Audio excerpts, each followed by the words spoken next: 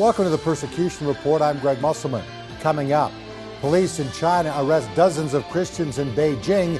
Find out why. Also, death threats against Christian leaders are becoming commonplace in Pakistan. And later, Rolo used to be a Marxist soldier in Colombia. As I was with the guerrilla movement, I was trying to change and make the world a better place. And we had these lofty ideals. But in actual practice, I saw that we were the ones committing the injustice towards the Christians. Rolo is now an evangelist and risked his life to bring the gospel into some very dangerous places.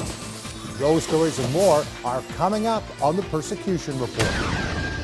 2 Christians were killed by Muslim youths who opened fire on believers outside a church in Sindh province, Pakistan. Residents of a colony of working-class Christians in the city of Hyderabad were reportedly celebrating the 30th anniversary of their Salvation Army church when a group of Muslim youths gathered outside the building and started playing music loudly on their cell phones. The Muslims began harassing Christian women as they arrived for the celebrations. 4 Christians went outside the church building and told the Muslims to stop bothering the women and respect the sanctity of the church. An argument ensued. The Muslim youths eventually left but returned with handguns. They opened fire on the Christians. 47-year-old Yunus, a father of 4, and 22-year-old Jamil were instantly killed.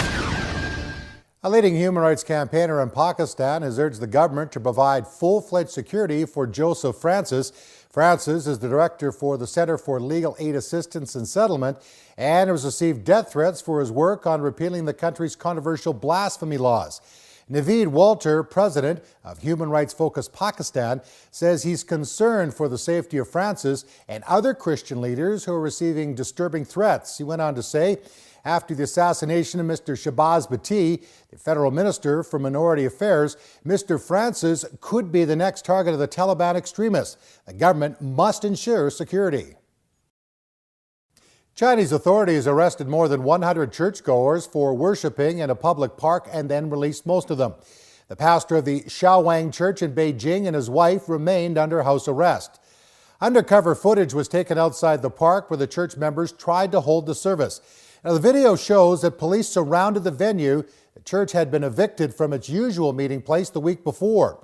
Leaders of the church insist that no laws were broken. Nevertheless, one church leader says he was tortured while in police custody. Many members have lost their jobs and homes due to government pressure on employers and landlords. In an email, one church member said, quote, "This is a great spiritual battle. Keep praying for us." 18 Christians, including 2 pastors, were arrested for converting to Christianity without an official permit in Orissa's Majarbhanj district. The arrest came after a police complaint was filed against the 2 pastors and 16 newly converted Christians. The Christians were brought before a court in Paripada and charged under the Orissa Freedom of Religion Act, which bans any conversion lacking a permit issued by the authorities. They were released on bail. Sir John George, president of the Global Council of Indian Christians, called on Orissa's chief minister to withdraw the accusations and put a stop to anti-Christian violence in the state. In my travels around the world, I've met many former enemies of the gospel who are now fearlessly spreading the message of God's love through his son, Jesus Christ.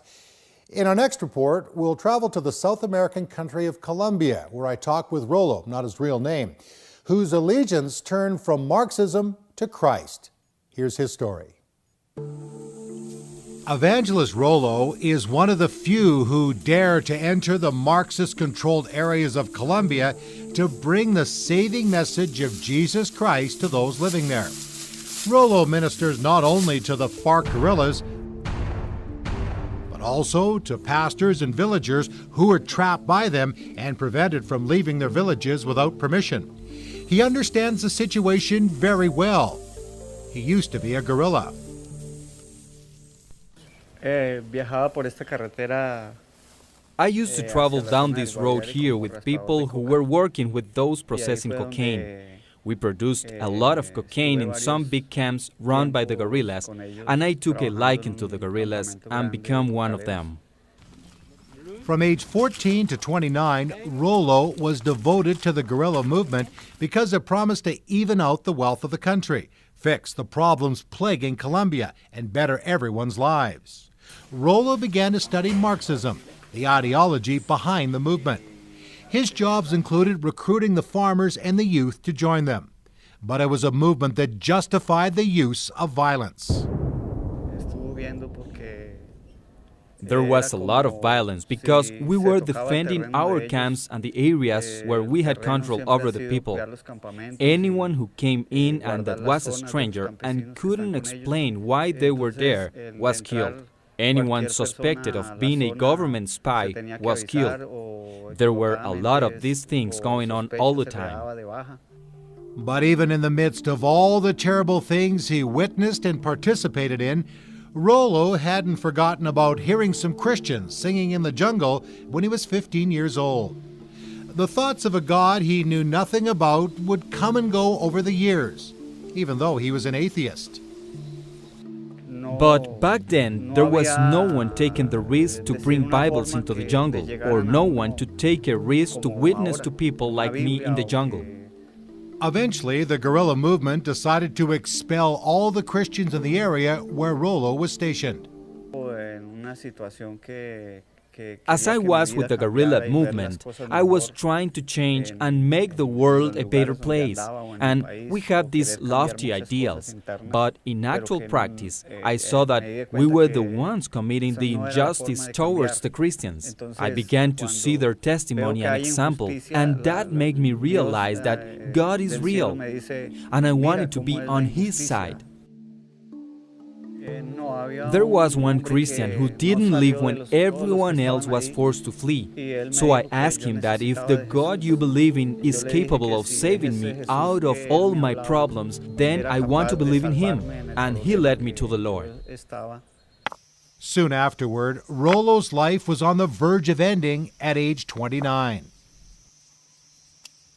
After the guerrillas expelled the Christians, then another armed group, a paramilitary group, came in and went after the guerrillas. They had a list of people who were with the guerrillas, and my name was on that list, and they captured me and took me off to kill me. When that happened, I cried out to the Lord and said to the Lord, "If you save me, I will serve you the rest of my life." Rolo's life was spared, and he made good on his promise to the Lord to serve Him.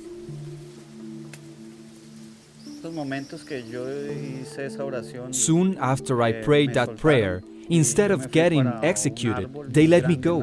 When I got back to the jungle, I got beside a big tree and wept and prayed for about an hour. Later, the man who brought me to the Lord gave me his Bible. It was the only one he had. Rolo would constantly read and study the Bible, and the more he did, the more he wanted to go back into the jungle and tell others about the life-changing message of Jesus Christ, even though these areas, known as the red zones, were extremely dangerous. Rolo's faith in Jesus Christ has been tested often. His wife abandoned him. The mission he was serving with abandoned him. He went months without eating, and the guerrillas have threatened to kill him. Yet in spite of all he's been through, he continues to serve Jesus Christ and spread the gospel in areas hostile to Christianity. I felt I had lost everything. But at the same time, the Lord kept telling me that He was still with me. The people on the outside, pastors and Christian leaders, kept telling me that the guerrillas were just like animals and weren't worth reaching. They weren't worth giving them a Bible. Rolo, of course, disagrees and says there's an urgency to reach the guerrillas, paramilitary, and government soldiers. It's the only hope to stop the cycle of violence. Because a lot of these places are getting worse. Young people are dying sooner. There is less and less time. There is an urgency to reach these people. Rolo travels by whatever means he can to reach those in the jungle. Many of the people there haven't seen a Christian worker in more than 30 years. There are so many challenges to getting the Christian materials into the red zones, like rutted dirt roads, or by canoe, where danger lurks in the jungles.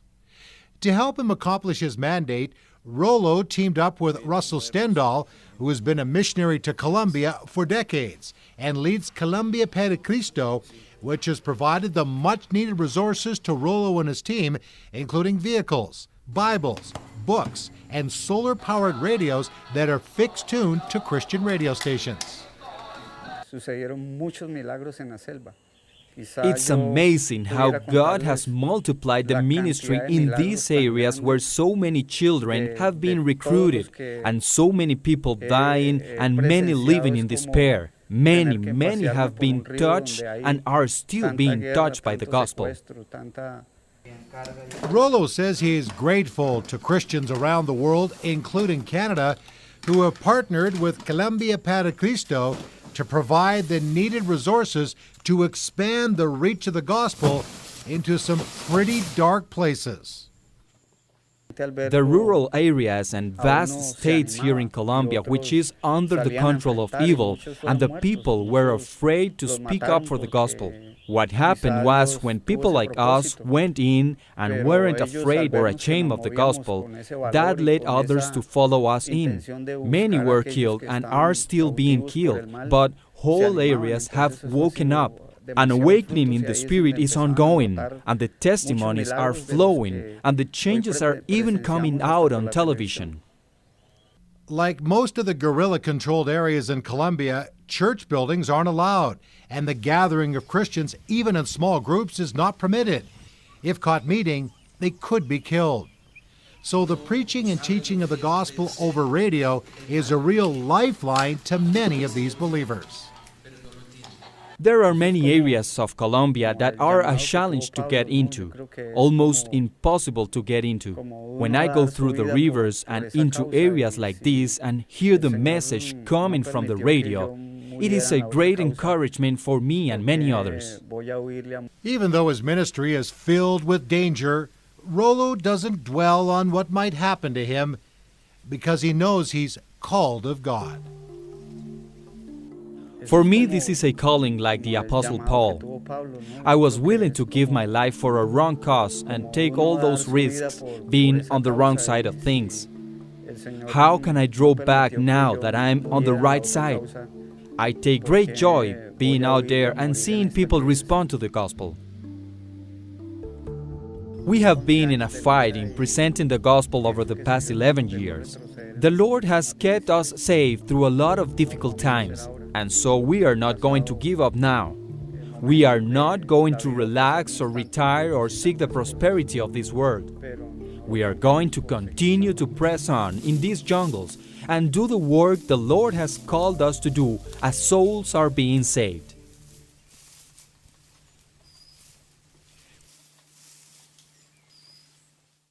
Boy, Rolo is very focused on the work that needs to be done to advance God's kingdom in Colombia. What an amazing inspiration. And to view other reports from Colombia and around the world on the persecuted church, please visit our multimedia website at persecution.tv. Please continue to pray for our brothers and sisters in Christ who are suffering for the gospel. Thanks for watching the Persecution Report. Goodbye and God bless. For more information on the ministry of the Voice of the Martyrs and ways in which you can help the persecuted church, please visit our website at persecution.net. That's persecution.net.